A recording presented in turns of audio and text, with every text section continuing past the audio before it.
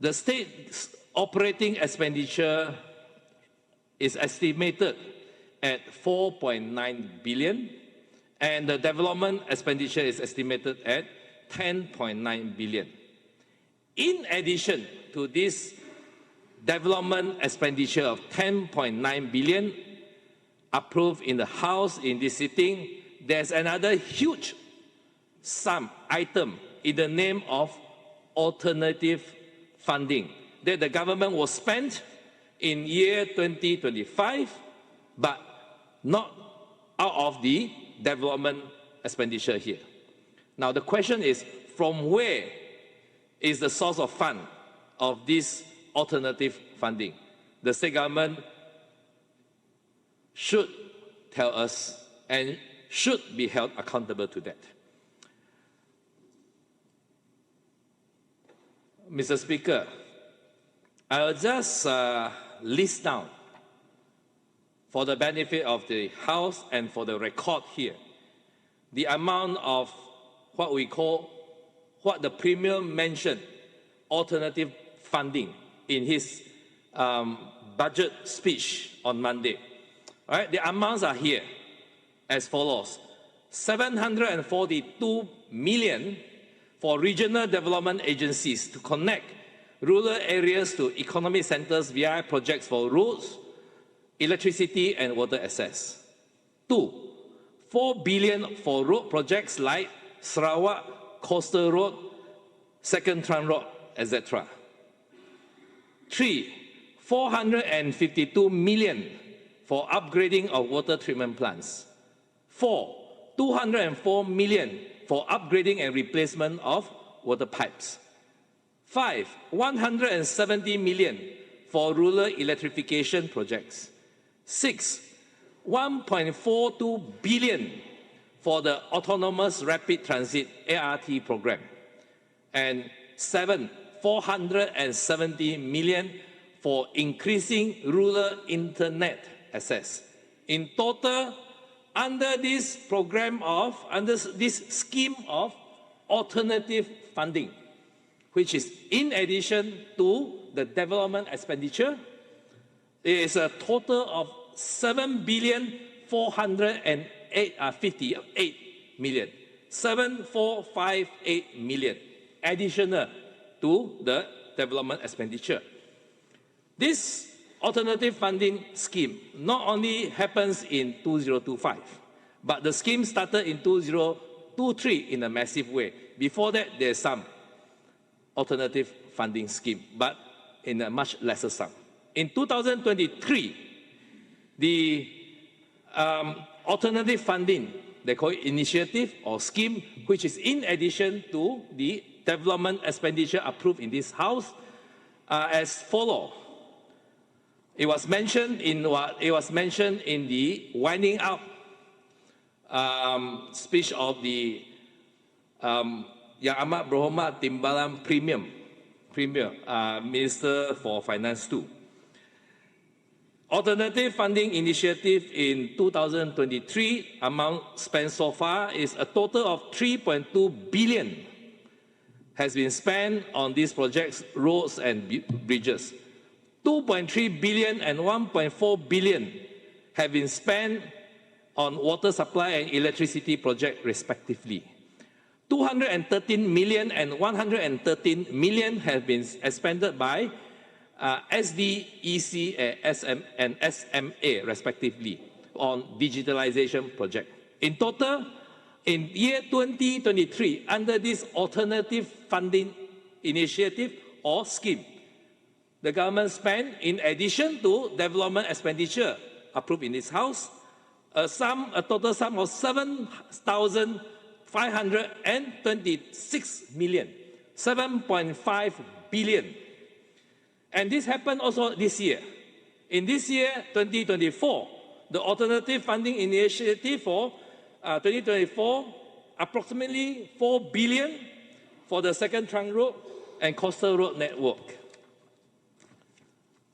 Additional 156 million was under the development expenditure for let me see, water supply project. But the amount spent in 2024 under this scheme of alternative funding is way above the development expenditure, which is 552 million. And for electrification projects under alternative funding scheme is 1,600 million, which is 1.6 billion. And for ART project in 2024, it is a total of 7,052 million, which is 7 billion. All in all, Mr. Speaker, in just 3 years, the government spending over and above the ordinary expenditure approved by this House comes out to a total shocking amount of 21 billion. That is what we call under, what the Y. Ahmad Berhormat, the Premier, mentioned under the alternative funding initiative. If one were to take this spending on alternative funding into consideration, the annual spending of the state government is way, way, way above the revenue. At least for just these 3 years, it will be above the revenue by 20 billion. All right, where did the government get this fund for this alternative funding? Obviously, it's from loans by the government. Otherwise, if it is from the consolidated fund, it has to be approved by this House in the budget.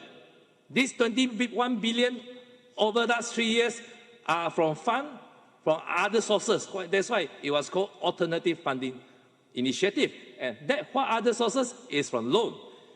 And we can see from this statement of account as at 31st December 2023, a statement of account on the trust fund of government contribution towards approved agencies trust fund. All right, in the attachment here, it lists down some of the government's loans where the government is paying up to today. And I will share with you and the House what are these loans. The list starts from a loan through Infra Venture Sdn Bhd. All right, this is a loan of, under this company, there's a loan of 5 billion through DBOS, another 4 billion through DBOS, 9 billion altogether. Another loan through Infra SAR, Dua Sdn Bhd. Just now the one is Infra SAR Venture Sdn Bhd. Now it's Infra SAR Dua Sdn Bhd. A total of 4.7 billion with DBOS. The third one is loan through Equisa. Let's see, Equisa Sdn Bhd. 800 million guarantee and secure note. But this amount is due by, these notes will be due in 2026. All right, number 4, the third one is loans through Equisa Capital Sdn Bhd, which is by way of a Sukuk Murah Bahar program of 1.5 billion. And the last one, it should be the most recent one, is by Infra Cap Resources Sdn Bhd through the issuance of Sukuk bond, Sukuk Murah Bahar program bond of up to 15 billion. All right, taking away that 800 million notes, okay, bonds issued by Equisa, there's a total approximately 30 billion loan taken out by government, and I believe a large part of it is for the carry out of this what it was termed alternative funding scheme. This alternative funding scheme is actually spending future money, and the amount is really scary. At this rate, within these 3 to 5 years, the government's debt has now exceeded the reserves of the state built up over decades under the late Taib and the late Tok Nan. I call on the government to be more prudent in spending the people's money and to be more accountable to the House and stop such alternative funding scheme which circumvent the financial process of the budgets in this House.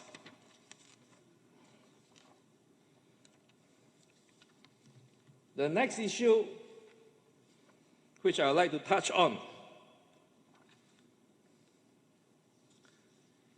would be, let me see. Yeah. That despite spending so much of the people's money, yet Sarawak's median household income is a lot lesser than the median household income at national level. Sarawak household median household income, as announced by the Premier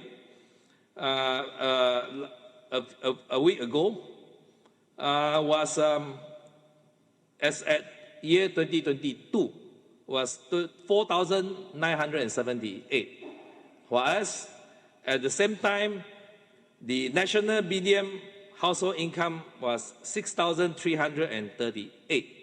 6,338.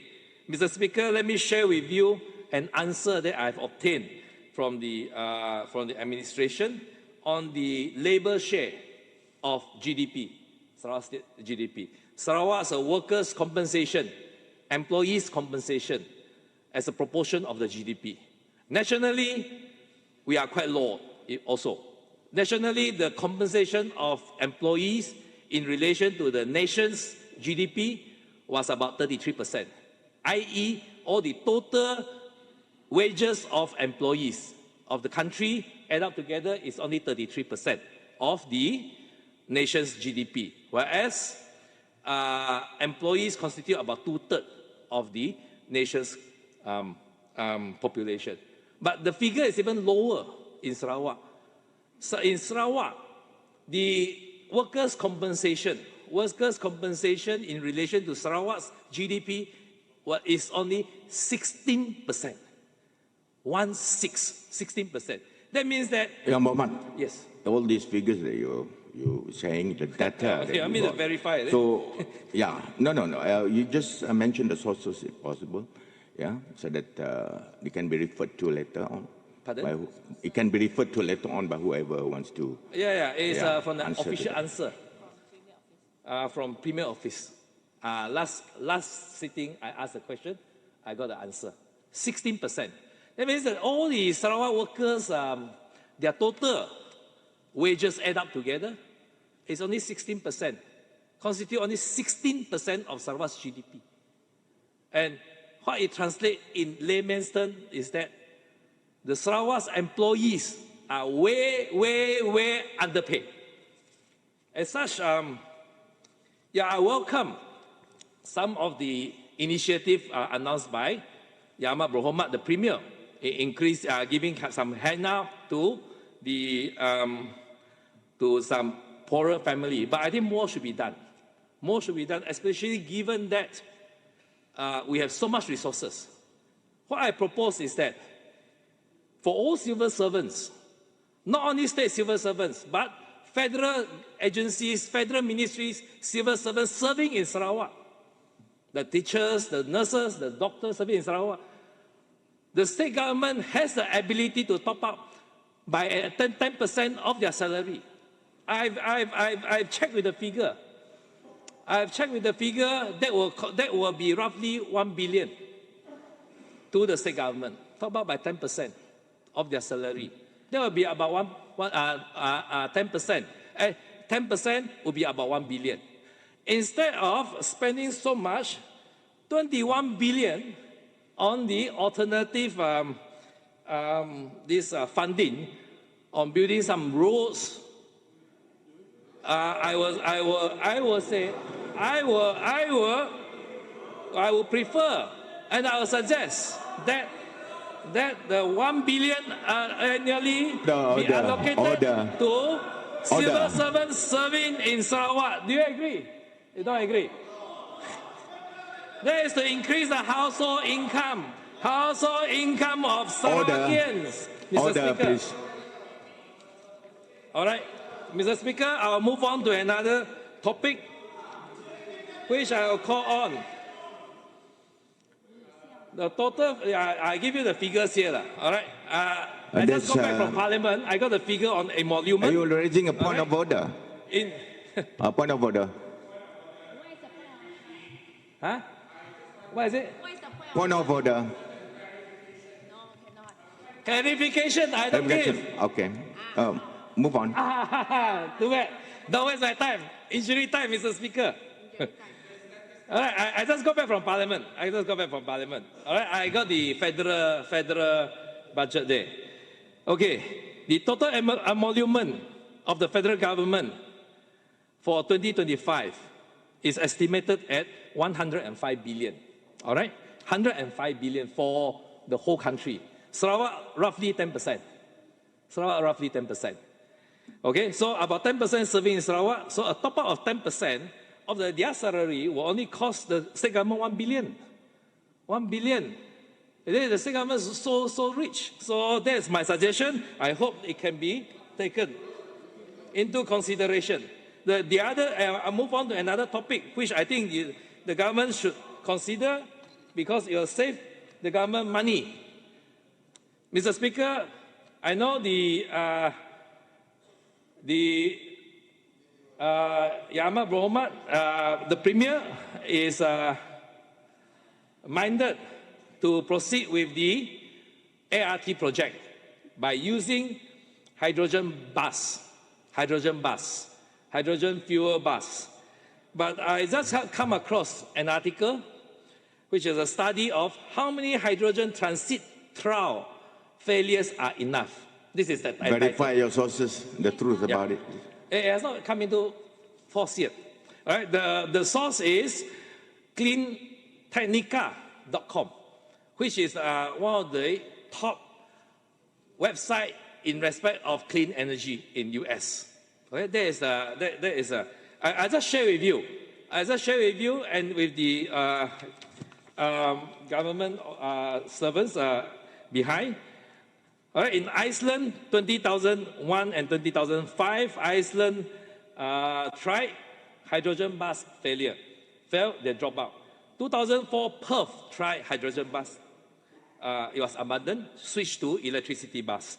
The third one, Whistler, Vancouver City Authority tried 2010 hydrogen bus. They abandoned it in 2014.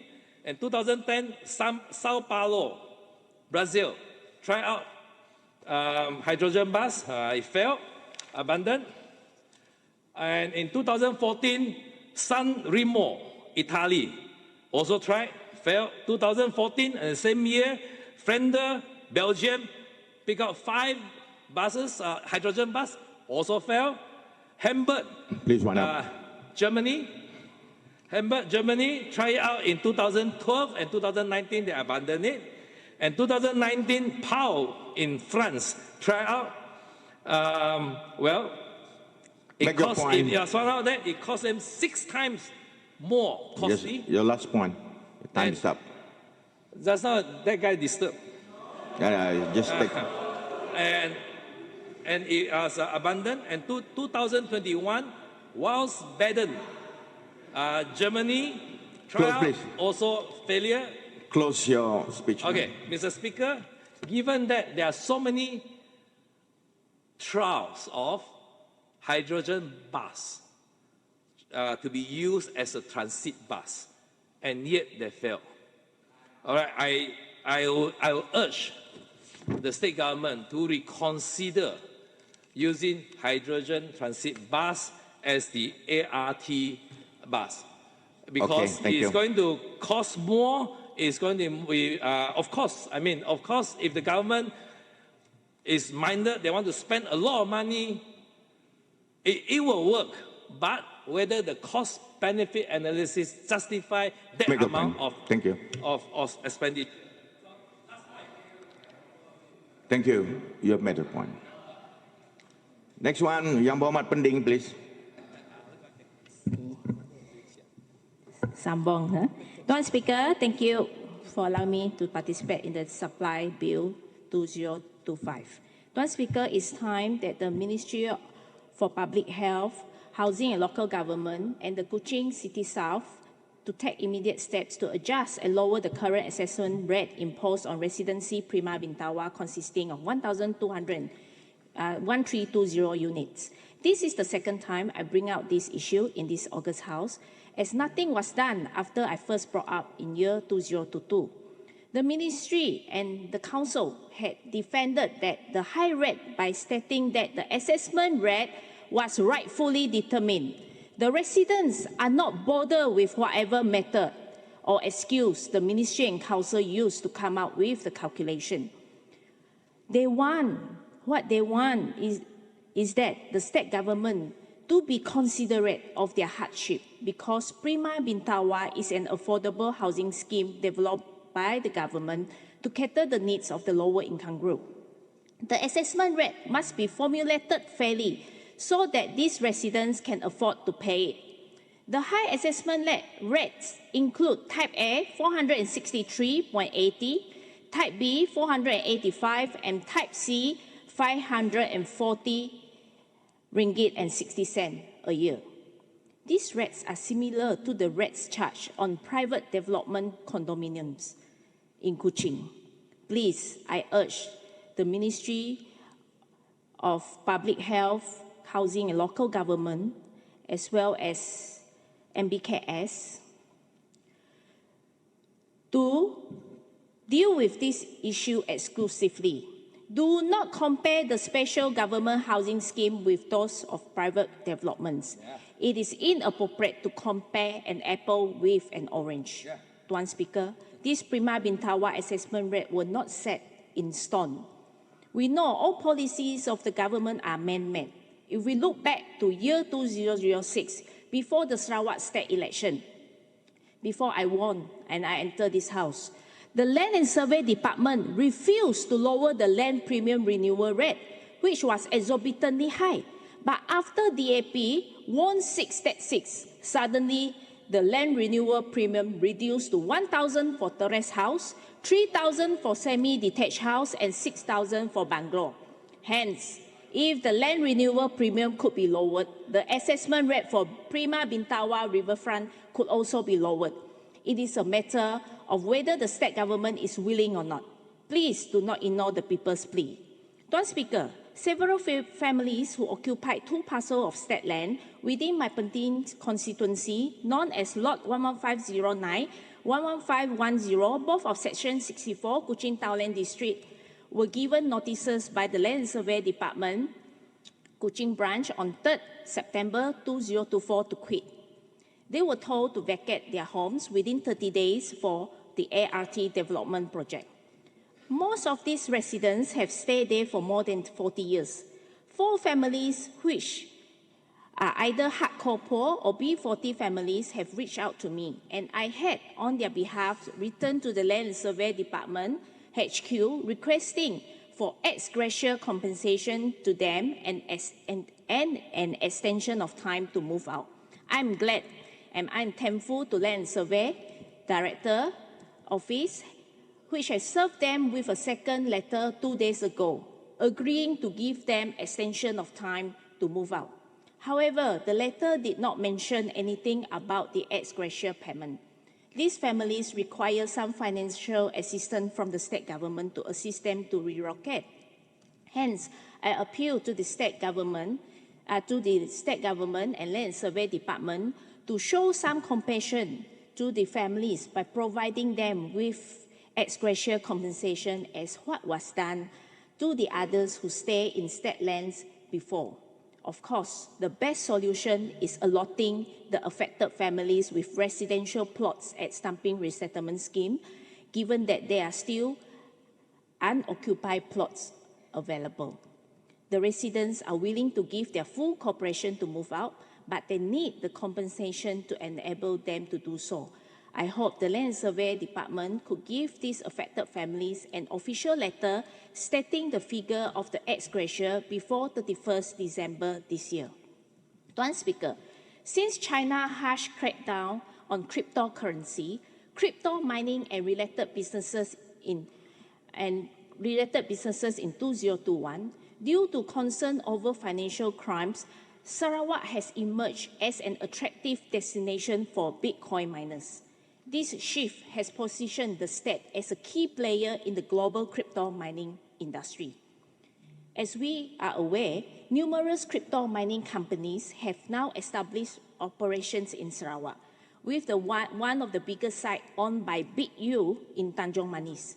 Another notable player is SMICS, a subsidiary of Singapore Exchange-listed company, SMI Vantage Limited, which has partnered with the state-owned Sovereign System Technique Sarawak. This joint venture was formed between Sarawak State Government-owned Permodalan Asar Sdn Bhd and Sovereign Segalang Sdn Bhd. It is clear, Tuan Speaker, the state government has a direct involvement in Bitcoin mining operations. Yet, until now, there has been no official announcement or statement from the Sarawak government regarding any policies or regulation governing cryptocurrency mining. The lack of transparency raises serious questions about how well this fast-growing industry is being monitored and managed. There are no clear specific state laws to regulate these crypto miners. Tuan Speaker, hence I urge the Right Honourable Premier to clarify in his widening speech whether these crypto miners are operating legally or illegally in Sarawak. Sarawakians are concerned about the government's silence on these operations. Are these companies following proper legal guidelines, or are they simply exploiting our cheap electricity rates for their own gain? Furthermore, the Bitcoin prices now skyrocketing to, now I check what is the current market, it shoot up to 89,000 a few days ago after Donald Trump won the presidency. As of now, the Bitcoin prices had hit 87,000 US dollar. So, is our state truly benefiting from this boom, or are we being taken for a ride by these Bitcoin miners? Sarawak's resources, particularly our affordable energy, should not be exploited without clear regulations that ensure the interests of the state and Sarawakians are being protected. Tuan Speaker, it is well understood that crypto mining activities require vast amount of electricity and generate significant heat. With Sarawak Energy offering the lowest electricity tariff rates in the region, it is no surprise that these crypto miners are drawn to our state. However, the critical question is the supply of this electricity to this miner being used legally? Or are we witnessing potential abuse in electricity consumption? In May this year, it was reported that Sarawak Energy loses 4 million per month due to illegal mining operations. This highlights the urgent need for clear regulation and strict oversight of the crypto mining industry. Without proper regulation, we risk not only financial losses, but also jeopardizing the integrity of our energy resources. The state government must step in to ensure that these operations are conducted legally, transparently, and in a way that benefits Sarawak as a whole. Tuan Speaker, the Sarawak government should have known that these miners are taking advantage of our cheap energy. In light of this, I believe it is high time for the government to capitalize on the situation by raising electricity rates for these miners. By doing so, the increased revenue could instead be used to lower the domestic tariff, benefiting on Sarawakian directly. Recently, we have seen growing public frustration over higher electricity bills following the installation of smart meters. Many Sarawakians are now paying significantly high bills, significantly more for their electricity, and this issue needs to be addressed. Priority must be given to our own people. SESCO should carefully reconsider its policy to ensure that Sarawakans are not bearing the brunt of this cost, while foreign companies reap the rewards of our low electricity rates. Let us not forget these cryptocurrency miners earn lucrative profits from mining. Tuan Speaker, I wish to highlight that since 2021, there has been no update on the audited account of Sovereign System Teknik Sarawak Sdn Bhd, which is a joint venture between Permodalan Asar and Sovereign Steering Sarawak Sdn Bhd. For the financial year 2021, this company reported losses. This is troubling. How can a government-owned joint venture fail to submit its proper audited account on time? It is even more surprising that SMI Vantage, a listed company, decided to partner with Sovereign System Teknik, a company that is operating at a loss. This raises questions about the financial health of this partnership and why the Sarawak government is involved with a company in such a situation. Tuan Speaker, a couple of weeks ago, Sarawak Metro awarded 122 million contract to a joint venture company comprising SKS Coach Builders Sdn Bhd and Sun Credit Sdn Bhd for the supply of 55 units of hydrogen-powered feeder buses. This means each hydrogen bus costs 2.2 million. What a great deal. SKS Coach Builders is a West Malaysia company, has teamed up with Sun Credit Sdn Bhd, a local company, to meet the tender requirements set by Sarawak Metro. What truly shocking is that this 122 million contract could be awarded to Sun Credit Company Sdn Bhd, a company whose main business is general trading and has a paid-up capital of only 100 ringgit, 100 ringgit saja. Can you imagine how a company valued at just $100 managed to secure a contract worth 122 million from Sarawak Metro? Tuan Speaker, after conducting a company search on both SKS Coach Builder and Sun Credit, I found that for the past 3 years, past 3 financial years, that is 2020, 2021 and 2022, both companies reported negative profits. For SKS Coach Builder, they had lost after tax of 4.55 million in 2020, and then 4.8 million in 2021, and a bigger loss of 6.63 million in 2022.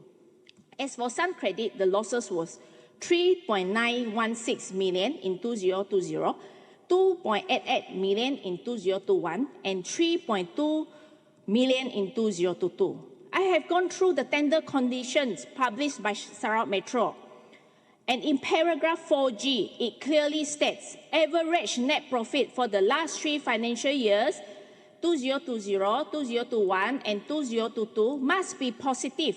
And for a joint venture, a minimum of 2 partners, including the lead partners, must show positive net profit. This is stated in the Sarawak Metro tender documents. Conditions. Mr. Speaker, it is obvious these 2 companies failed to meet the requirements stated in paragraph 4G of the tender conditions. My question is, how then did the tender panel board approve and award a contract worth hundreds of millions for hydrogen buses to these companies that are financially struggling?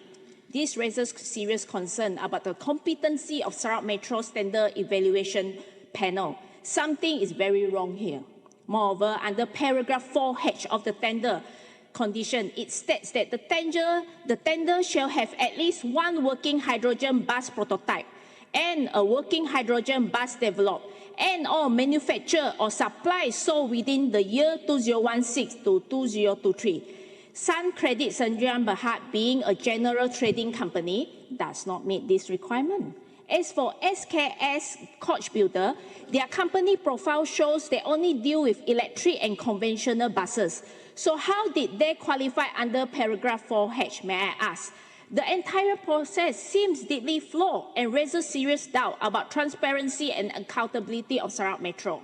In any government tender process, if a bidder fails to meet the condition outlined in the tender documents, their bid should be rejected outright. What is strange here is that despite these 2 companies failed to meet the requirement, they were still able to be awarded with the contract by Sarawak Metro of 122 million.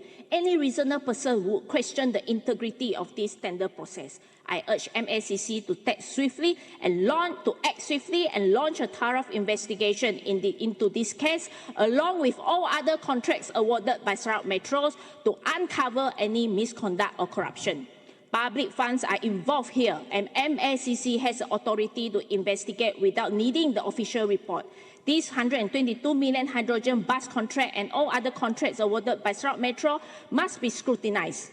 Tuan Speaker, if Sarawak government truly uphold good governance and transparency, it must intervene to correct the wrong of Sarawak Metro. The state government should cancel this contract immediately and initiate a new tender process, especially since it was reported that 6 other companies participated in the bidding.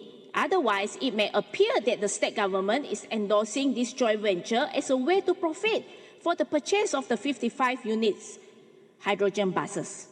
Why hasn't the State Integrity and Ombudsman Unit initiated an investigation into this case? Is the union aware of the situation, or have they been kept in the dark as well? Or perhaps union knows what's happening but is unable to act due to interference from some powerful individuals. These are the questions Sarawakians deserve an answer. Let me bring to the attention of this August House some information about Sun Credit Sdn Bhd. The company search reveals that one of the shareholders and directors happened to be the chairman of Cebu Rural District Council and the chairman of PRS Tudong Division. This raises the question, was this contract awarded based on political connection? I know it seems that holding the chairman post in SRDC and PRS can lead to highly favorable counter deal.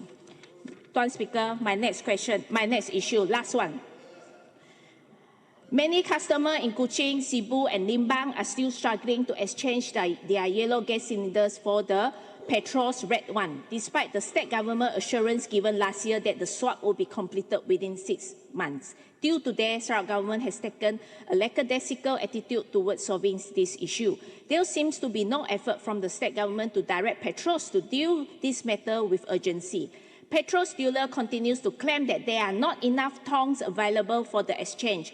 Is Petros the sole gas aggregator, only a title in name? How can there be insufficient red tongs available for the consumer to do the exchange? Mr. Speaker, allow me to guide this House through the difficulty consumers face in trying to exchange a yellow gas cylinder. On 30th October, a consumer from Tabuan Dayak reached out to me for assistance in exchanging his yellow gas cylinder. I immediately called the Petros hotline 1300-882122 at 10:39 a.m. The operator provided me with several contact numbers for Petros dealer, whom under Petros record was supposedly servicing the Tabuan Dayak area. First, I called Petros LPG BCS Aviation Sdn Bhd 3 times at 10:44, 10:46 and 10:49 a.m. but no one picked up the calls. So I tried again by making WhatsApp call to the same number at 11 a.m. This time an operator answered my call but informed that Tabuan Dayak is not within their service area. So she directed me to contact Petros LPG Minsun instead. Petros LPG Minsun. As for Petros LPG Jambala Sdn Bhd, I made a call at 10:45 and the operator who answered immediately said they do not service Tabuan Dayak area, but they only serve Tabuan Jaya. After failing to get any positive response from the 2 numbers given by Petros, I called Petros hotline again at 10:50 to inform the operator that the 2 numbers given by him were unhelpful at all. This time, the operator requested me to hold the line while he searched for another numbers to be given to me. For that call, I was given another 2 numbers, one for Petros LPG Metro Sdn Bhd and another one is Petros LPG Pawada General Trading.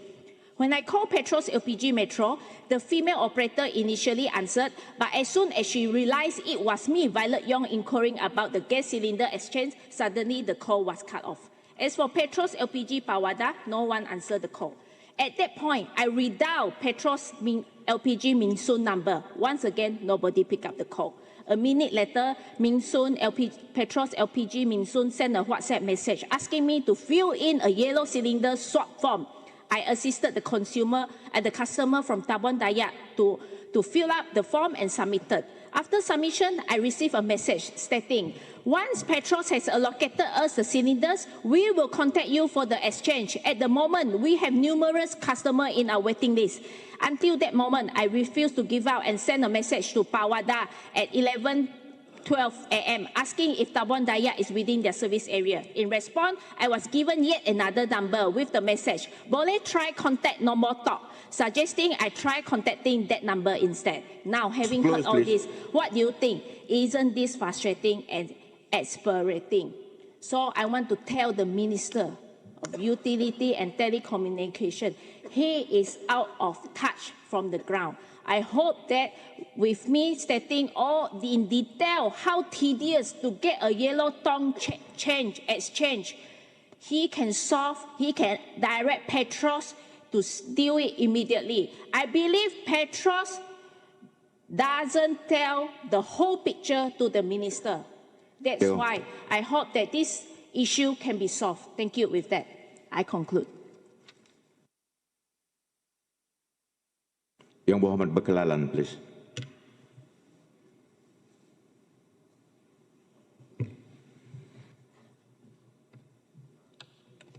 Thank you, Mr. Speaker, for giving me the opportunity to address this august House today to debate the Supply Bill 2025 presented by the Right Honourable Premier. At the outset, let me congratulate the Premier and his officers for formulating this expansionary budget, which is the largest budget in Sarawak history. There are several matters I wish to highlight within some of the 8 thrusts and the various initiatives of the budget presented. First, on forest carbon activity. Mr. Speaker, it is commendable that the government has legislated a framework in place to regulate forest carbon project and trading activities.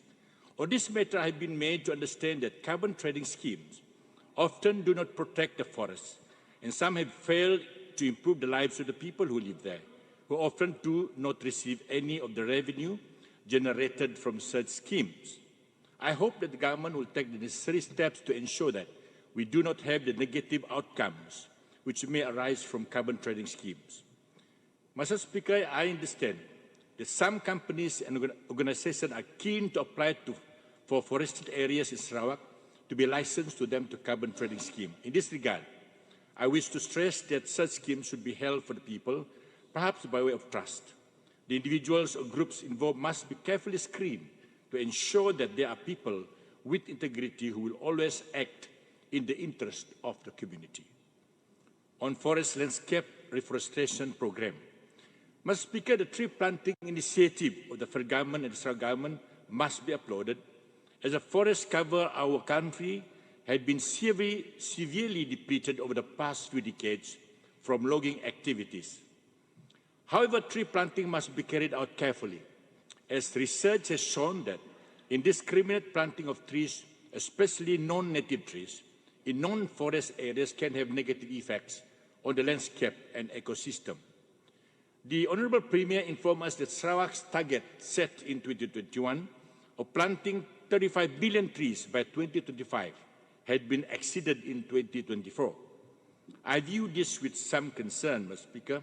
What seedlings were planted and where were they sourced?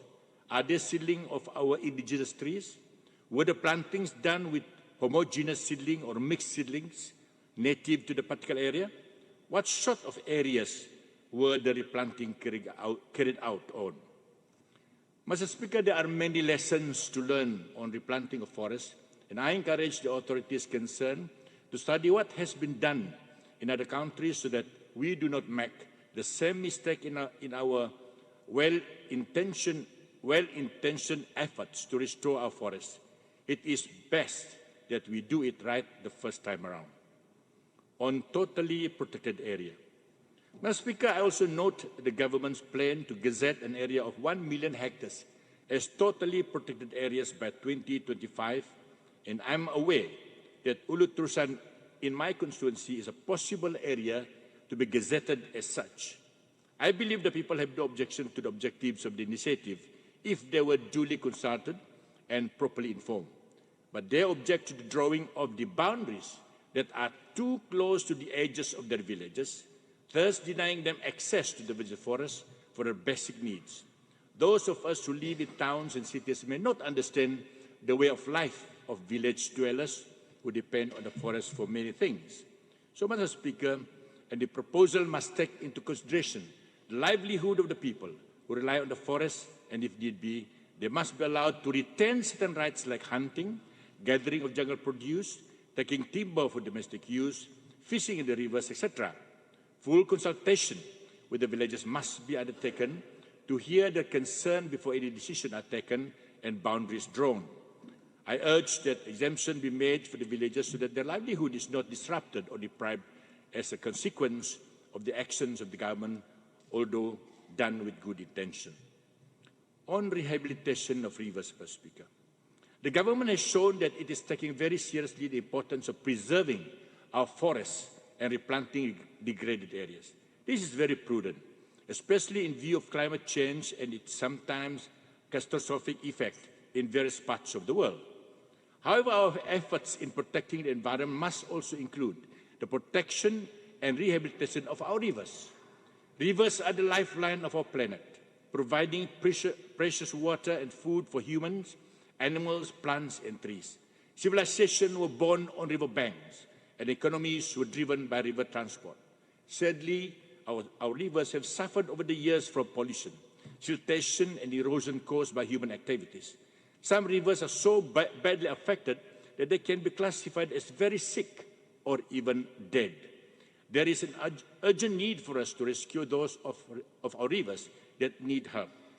Mr. Speaker, the Honourable Premier talked about port development and the construction of wharfs and jetties. The budget allocates 137 million ringgit for environment, which includes urban drainage and flood mitigation, river and coastal engineering, forestry research and development, forestry management, as well as environmental sustainability, but river rescue was not given any focus. I urge the government to provide a specific allocation for the rehabilitation of our rivers. Mr. Speaker, at the last sitting of this August House, I had brought up the issue of the need to clean up our sick rivers, and I wish to reiterate my call for action to be taken. There are many examples of rivers that have been restored to health in other countries, and we can learn from those examples. In Seoul, Korea, the Chungji-chun River in the Central Business District was recovered and restored.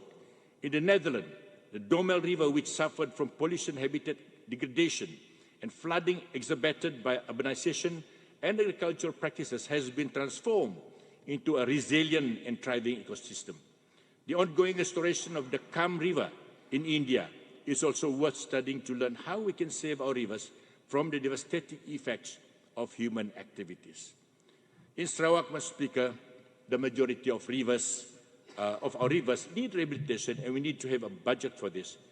Mr. Speaker, I would say that providing specific attention to our rivers is a natural and necessary progression from protection of our forests, as there has not been any parallel efforts which would have been ideal. This is even more crucial and timely, given that we have just passed the Natural Resources and Environment Bill 2024. Our rivers are an integral and crucial part of our natural resources and environment and deserve to be protected and restored. In addition, educational programs are vital so that the future generation, as well as the present one, are aware of the importance of keeping our rivers clean and healthy. On agriculture, transforming strategies and food security. Mr. Speaker, I am glad that the government is taking steps to transform the agricultural sector, as I have brought up this matter many times over the years, especially food security. The need for self-sufficiency was brought home to us during the COVID years, when many countries experienced shortage of staple items. For us, rice is an important food source, and I note the government's paddy infrastructure initiative valued at 1 billion ringgit. However, I am disappointed that my area, Baklalan, and the greater area of Lawas is not included in the focus planting areas. I hope the government would remember Baklalan in the next budget, Mr. Speaker. Long Smado in Baklalan is one of the most fertile areas in Sarawak. The villagers there produce the much sought-after Adan rice, and a group of farmers have successfully increased their yield using the system of rice intensification, or SRI.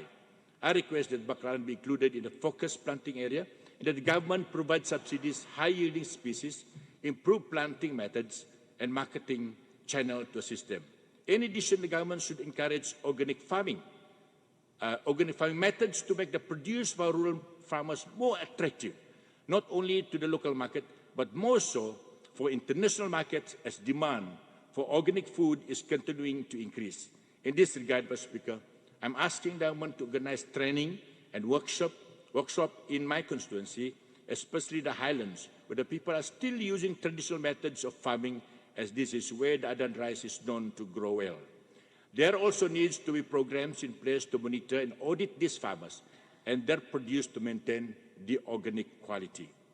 Mr. Speaker, as for the cattle breeding program, there is an allocation of 10.6 billion to establish cattle breeding farm in Kuching, Sirian, and Batong. Again, I'm disappointed that Lawas is not included, as it has been identified as a buffalo producing district together with Limbang. In 2018, when the level of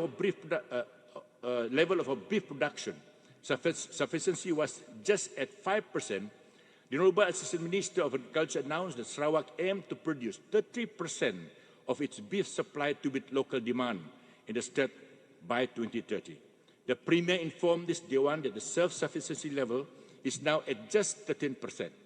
This level of growth from 5% to 13% in 8 years is rather low and needs to be higher if we are to reach 30% 6 years from now. Mr. Speaker, in March this year, the Honorable Deputy Minister of Food, Industry, Commodities and Regional Development said the district of Limbang, Lawas and Temburong in Brunei Darussalam will become the hub of food production based on agriculture and animal husbandry as a result of the cooperation between Sarawak and Brunei.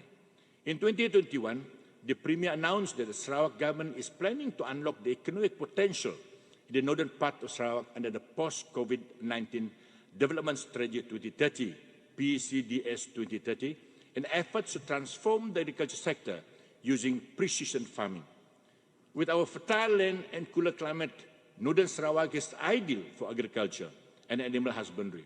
I therefore urge the government to include Lawas, particularly my constituency of Baklalan, in the cattle breeding program, as we have the land and the people to carry out these activities. On telecommunication, Mr. Speaker, I was pleasantly surprised to discover a few weeks ago that the telecommunication towers in the rural part of my area are now operational. I wish to thank the government for finally providing this vital service to the remote northern Sarawak areas. On Sarawak-Sabah Link Road, SSLR, Mr. Speaker, the Federal Deputy Works now announced a few days ago that the SSLR Phase 1 is 40% complete and is expected to complete in November 2026. He also stated that Phase 2 is to go ahead and is expected to take 5 years. I understand the tenders have been sent out and contractors identified.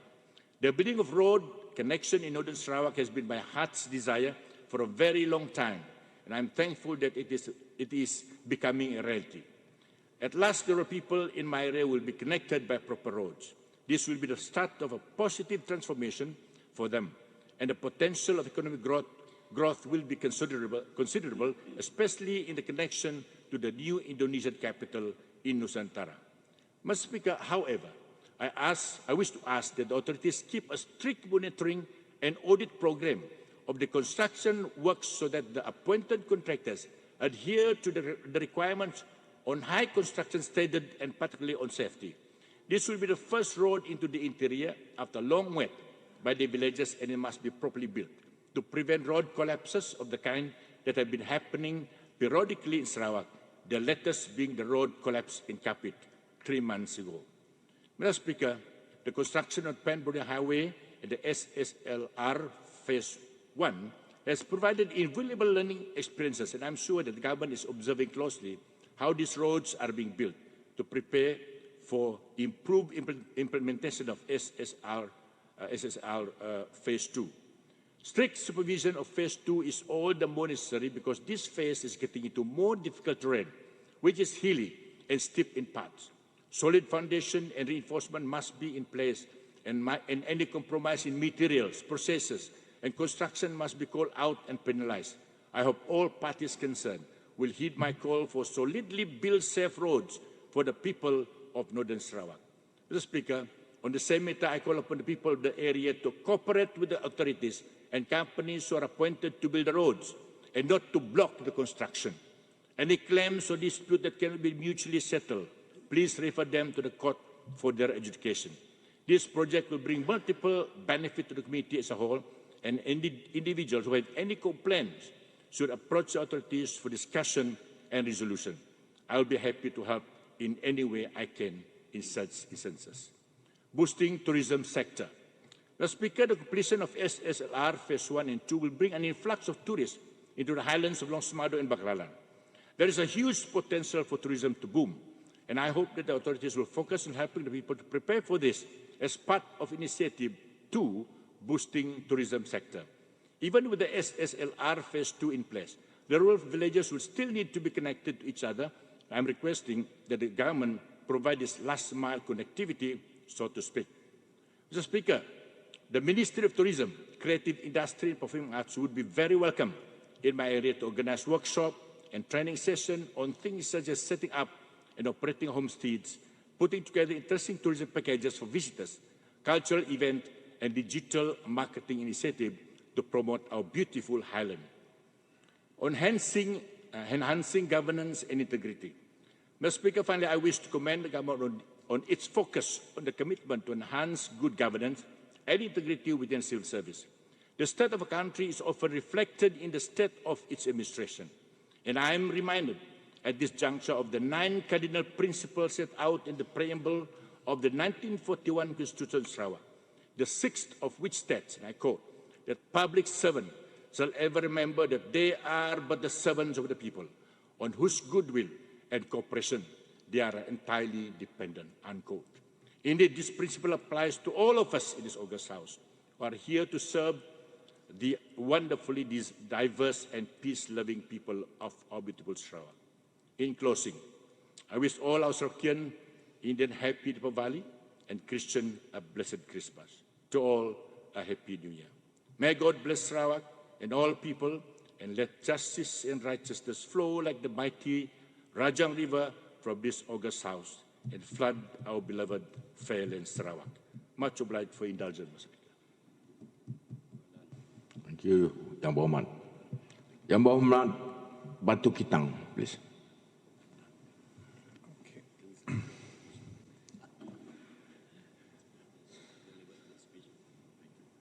Thank you very much, Dato' Speaker. I express my gratitude for the opportunity to debate the address delivered by Yang Amat Berhormat, the Premier of Sarawak, at this first meeting of the 3rd session of the 19th Sarawak State Legislative Assembly. I extend my support and congratulations to Yang Amat Berhormat, Premier of Sarawak, for his articulate budget speech and for successfully presenting a healthy and an expansionary budget of 15.8 billion for the year 2025. The revenue collection projection for this year, 2024, of almost 14 billion ringgit is set to mark a significant milestone in Sarawak's history. That translates to a surplus budget for the year 2024 running. I laud our YAB Premier for presenting another surplus budget for the year 2025, notably 10.9 billion ringgit out of 15.8 billion ringgit, which is almost 70% of this budget, is allocated for development, in stark contrast to Semenanjung, Malaysia, where only 20% is directed towards development, with 80% allocated for operating expenditures. Please be informed, my honorable member for Padungan. Today, while Malaysia's debt has risen to 1.3 trillion ringgit, Sarawak's reserve has reached 40 billion ringgit, up from 31 billion ringgit. Please be informed, member for Padungan. Tan Sri Dato' Amat Speaker, Dato' Speaker,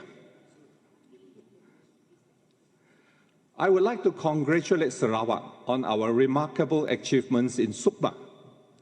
The dedication and hard work of our athletes, the organizers and the ministers responsible for the Sukma and Para-Sukma competitions were truly commendable. Under the leadership of our Minister of Youth, Sports and Entrepreneur Development, member for N15 Asajaya and his capable team, including Sukma 21 Chief Executive Officer, our Deputy SS1, Sarawak has demonstrated exceptional organizational prowess, not just in the organizing of Sukma 21, but also in the equally successful Rainforest World Music Festival. Member for Adun N36 Laya also deserves recognition for his role as Chief Demission of Sukma 21, guiding the Sarawak contingent to an overall victory with a remarkable medal tally. Congratulations also go to our Menteri Pembangunan Wanita, Kanak-kanak dan Kesejahteraan Community member for N56 Dalat, member for N56 Dalat, for continuing in building this momentum towards the 2027 SEA Games. Agi itu agi ngelaban. Dato' Speaker, I would also like to congratulate our YAB Premier and the GPS government for advancing Sarawak's interests as a majority shareholder in Afin Bank and Bintulu Port, acquiring a 15% stake in LNG by purchasing Shell's shares and obtaining a 20% stake in Bakun from Tenaga Nasional. Furthermore, Sarawak's own oil company, Petros, has now become the third largest oil company in Malaysia. We must encourage our 2.3 million Sarawakians to support GPS and grant our YAB Premier and our Deputy Minister in the Premier of Sarawak's Department, member for N7 Samariang, and the party the mandate to uphold our rights over our territorial waters. Dato' Speaker, we are grateful to our YAB Premier for the ART system and look forward to its commissioning in Sarawak. Currently, Grab is the most convenient form of transport for tourists, but its cost makes it unaffordable for locals as a daily transport. We appreciate the federal government's provision of 56 pink buses under the SBST program starting 2025. However, there are many small feeder roads in Sarawak which are inaccessible to large buses. I suggest Sarawak to establish our very own ride-hailing company, e-hailing company, a fleet of commercial vehicles servicing residential areas, ART stations, hospitals, and major malls. Fares can be subsidized to ensure affordability and reduce private vehicle use.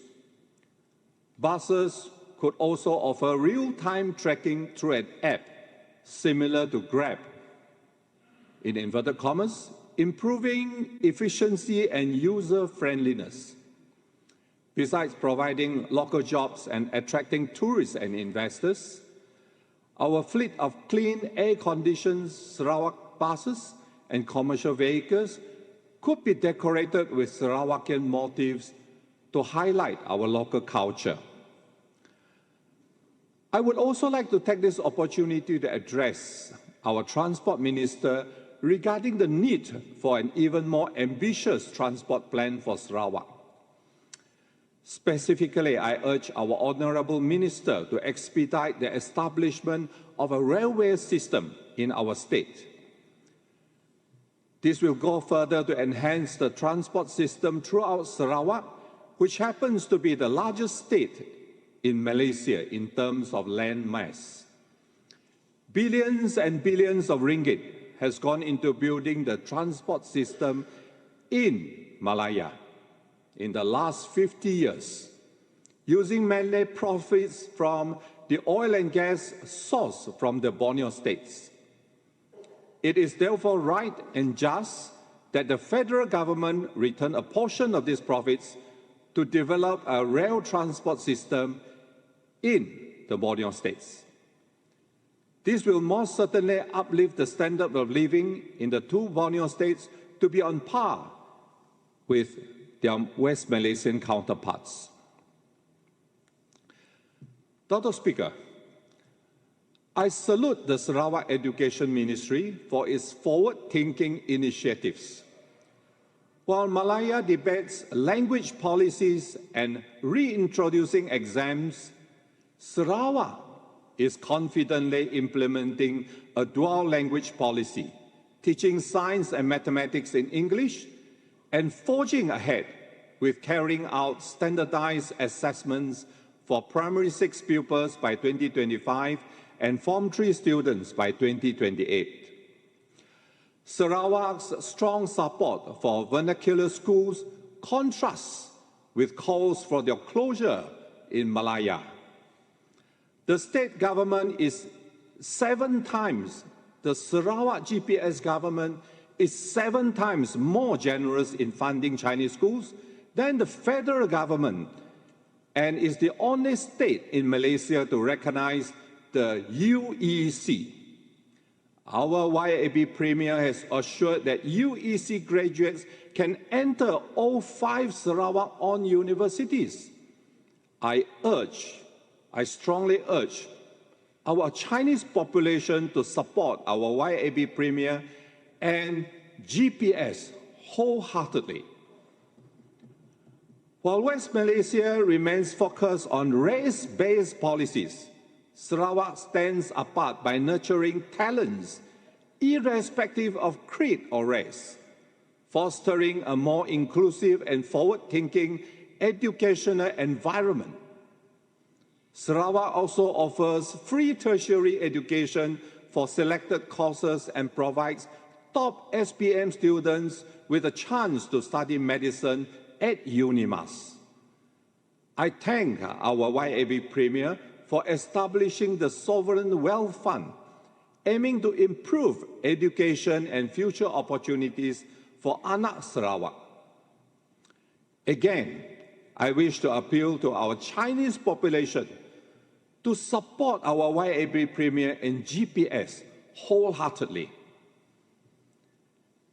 Additionally, I commend the GPS government's initiative to allocate 15 million ringgit annually to provide free tuition for Form 3 and Form 5 students, particularly in rural areas.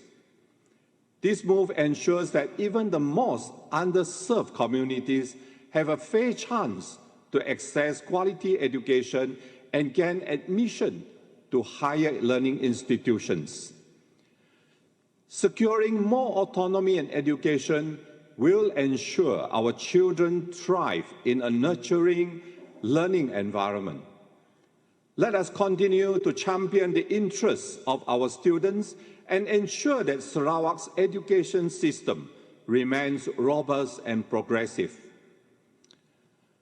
Dr. Speaker, stability in our state government is vital for progress. GPS has consistently delivered on its promises, in stark contrast to the empty rhetoric often emanating from Malayan parties, including DAP.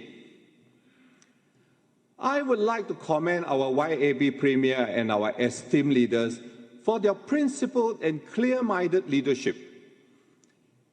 It is essential that we continue to encourage our leaders to forge ahead with a vision that prioritizes the interests of Sarawak and its people.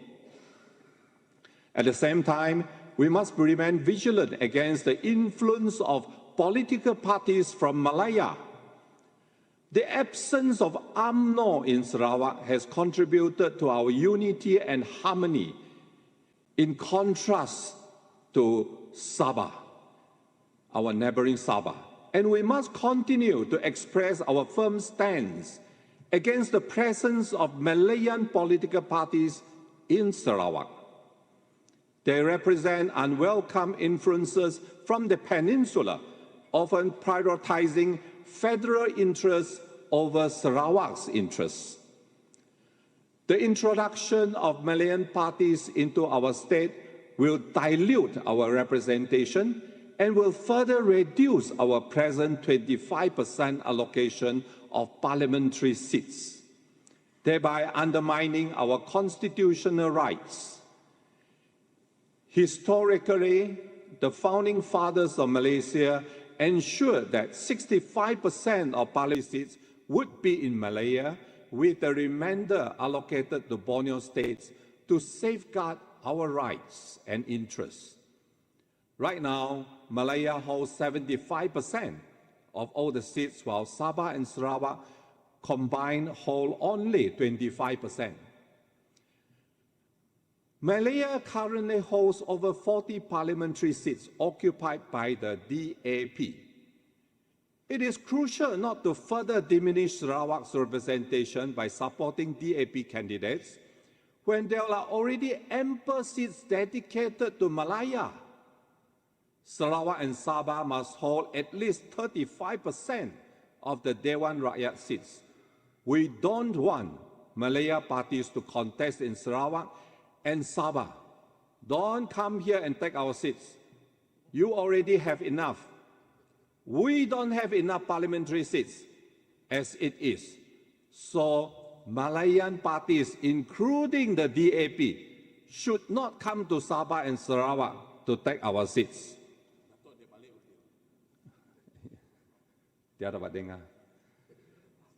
I would like to reiterate our strong support for the proposal to reserve 35% of parliamentary seats for Sarawak and Sabah.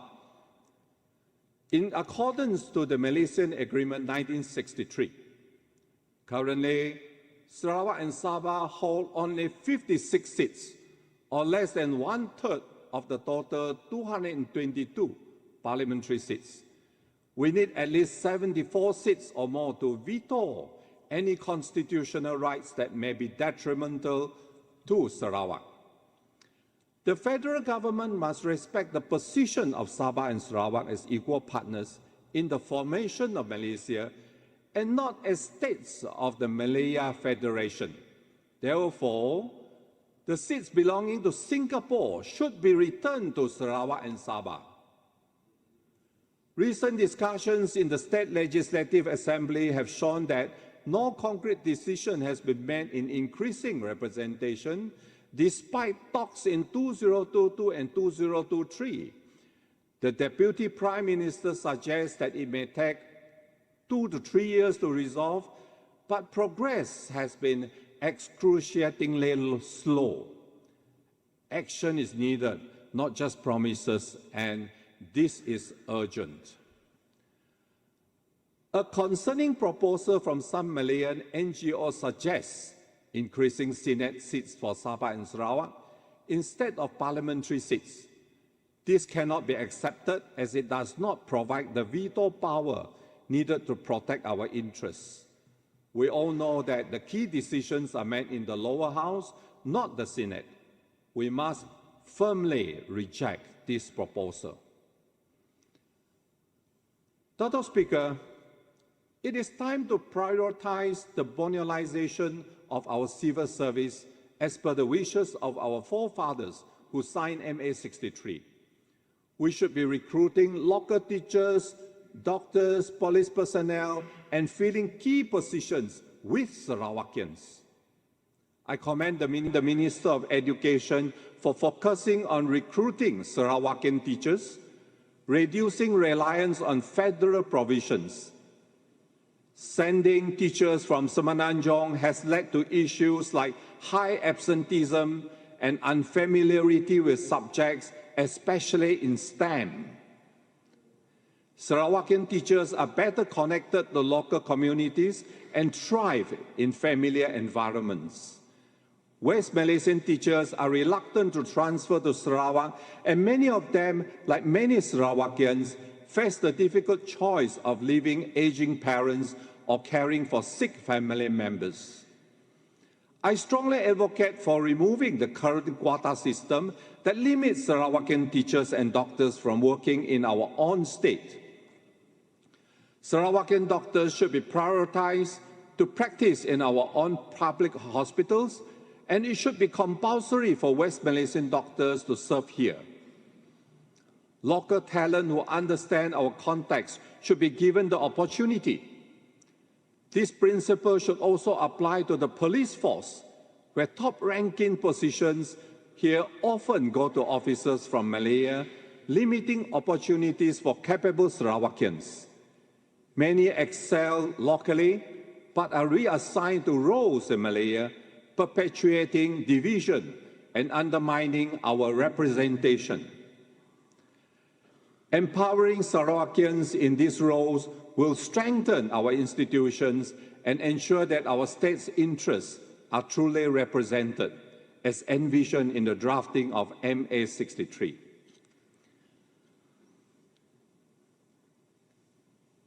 Dato' Speaker,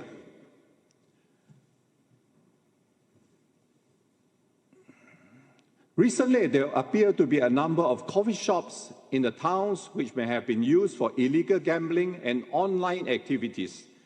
This has led to an escalation of small-scale thieving and reports of robberies.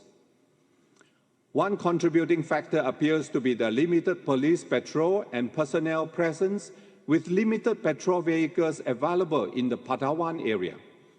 There is also very limited CCTV coverage, and I would like to express my appreciation to YAB Premier for the initiation of our security officers and Coast Guard under Unit Keselamatan dan Penguatkuasaan Sarawak.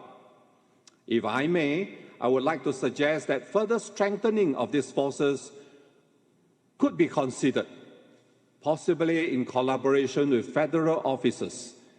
This collaborative effort could effectively address and mitigate illegal activities and increase security in our area. Your closing, please. Thank you, Dato' Speaker. I wish to thank my fellow members for remaining committed to our objectives and to support initiatives that benefit Sarawak and our people. Together, we can ensure that our rights and interests are upheld for generations to come, and together we will endeavor to build a Sarawak that our children and grandchildren would like to see. Together, we will leave them a better Sarawak than when we found it. Dato' Speaker, I wish to express my full support for the Budget Bill 2024 delivered by our Honourable YAB Premier of Sarawak, member for N26 Gedong. Finally, I would like to wish our Christian community Selamat Menyambut Hari Christmas and a Happy New Year to all Sarawakians. Thank you once again, Dato' Speaker. Thank you, Yang Berhormat Batu Kitang. It seems if there is no Yang Berhormat wish to speak after this, we'll be knocking off early. All right? So in that case, ahli-ahli yang berhormat, the sitting is now adjourned and the House shall resume its sitting at 9 a.m. tomorrow.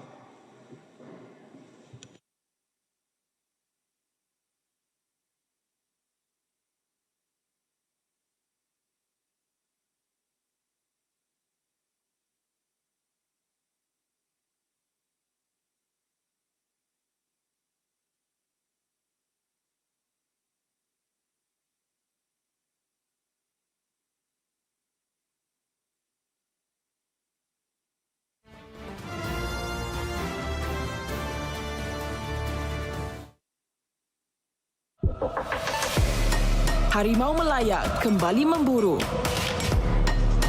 Detik-detik mendebarkan menanti anda. Rasakan setiap detik dan setiap sorakan. Harimau Melaya menentang Laos saksikan secara langsung eksklusif di TVS. Dibawakan bersama Rikoda.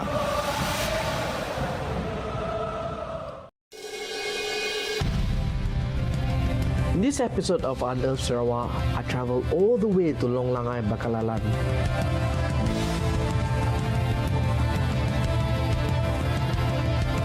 I'm here to explore and unearth the beauty of the Lumbawang ethnic group.